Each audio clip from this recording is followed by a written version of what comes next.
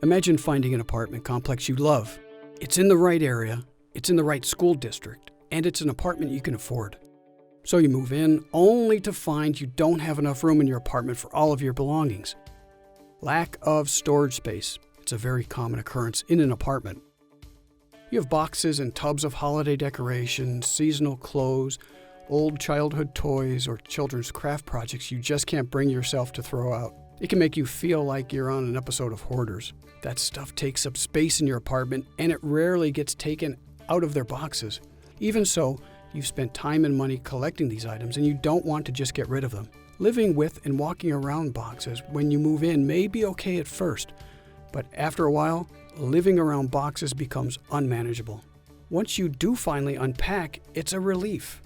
Unlike your house where you can find extra storage space in a basement, attic, or garage, in an apartment, this type of extra storage is often limited or not available at all. Without available storage, your apartment can often look like this, and it will begin to feel like this. So what do? You either cull your personal belongings or get rid of the stuff, but we already established you don't want to throw out your stuff, so you're left with looking for additional storage on-site or off-site. If there is not enough storage for your tenants, they will eventually feel frustrated and consider moving, which will leave you with a vacant unit. A vacant unit means you aren't getting revenue, which is not good. So it's your job as a property manager or property owner to provide sufficient access to storage. The question to ask, does your property have space to include additional resident storage? If it does, then great. We will talk about that in a minute. But if it doesn't, then you can redirect your residents to an outside storage company.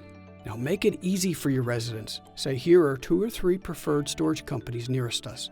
If you have a larger multifamily property, you have some leverage to pre-negotiate rates with these preferred storage companies. Now, storage company margins are generally tight, but they may have some room to negotiate. Perhaps they can give your residents a direct discount or provide you with a referral fee. It's all negotiable. If you do have space on site for storage, can you convert the area for storage? You will need to check local codes and zoning. Also, make sure your insurance provider is aware of this and includes this within your policy. And make sure your residents' renter's insurance coverage includes their items in this on-site storage space as well. Then you need to evaluate if you can charge for storage in your market or not. If you can't, then this may be an amenity to offer your residents. If you can charge them, very often the local comparable properties will be an initial guide for you to use on pricing and sizing of on-site storage. This small item called storage can help contribute to increasing your net operating income.